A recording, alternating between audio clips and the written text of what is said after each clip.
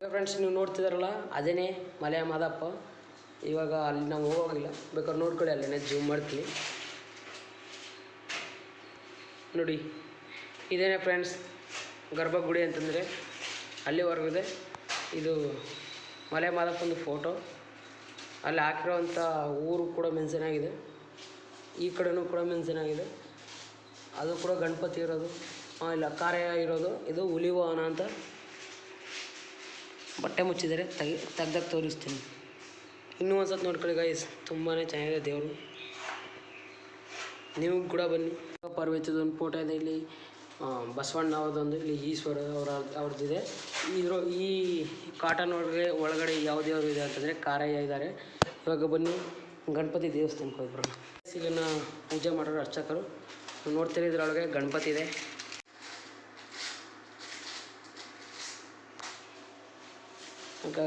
ಈಗಲೂ ಕೂಡ ನೋಡ್ಕೊಳ್ಳಿ. ಅಲ್ಲಿ ಕಾಣಿಸ್ತಿಲ್ಲ, ಅದು ಕಾಣಿಸ್ತಿದೆ ಅಲ್ಲಿ ನೋಡಿ.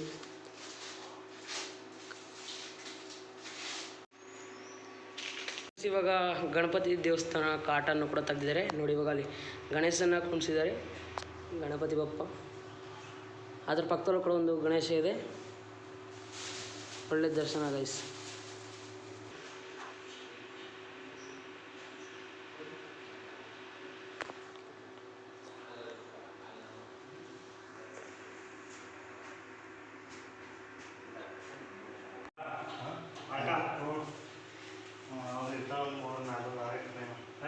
ಒಂದು ವಾರ ಇರ್ತಾರ, ನಾಡಿದ ಬಗ್ಗೆ ಹೋಗುತ್ತೆ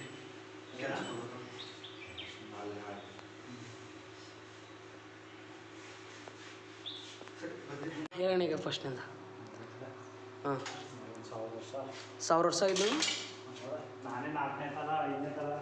ಹಾಂ, ಓಕೆ ಫ್ರೆಂಡ್ಸ್, ಅವ್ರು ಹೇಳಿದ್ದು ಈ ದೇವಸ್ಥಾನ ಉದ್ಭವವಾಗಿ 4 ವರ್ಷ ಮೇಲಾಗಿದೆ ಅಂತೆ.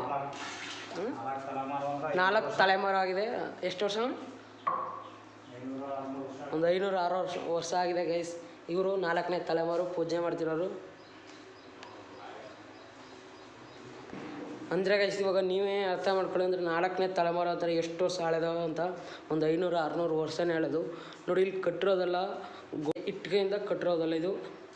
ನೀವು ಕರೆಕ್ಟಾಗಿ ಗಮನಿಸಿದ್ರೆ ಅವೆಲ್ಲ ಕೂಡ ಕಲ್ಲಿಂದನೇ ಕಟ್ಟಿರೋದು. ಬೇಕಾದ್ರೆ ನೋಡ್ರಿ ಗೈಸ್, ಇಲ್ಲೇ ಬಂದು ತೋರಿಸ್ತೀನಿ ಬನ್ನಿ ನೋಡಿ. ಇವೆಲ್ಲ ಕೂಡ ಕಲ್ಲೇ. ನೀವೇನು ನೋಡ್ತಿದ್ರೆ ಇವೆಲ್ಲ ಕಲ್ಲು, ಸ್ವಲ್ಪ ಗಾರೆ ಮೆತ್ತಿದ್ದಾರೆ ಅಷ್ಟೇ. ಈಗ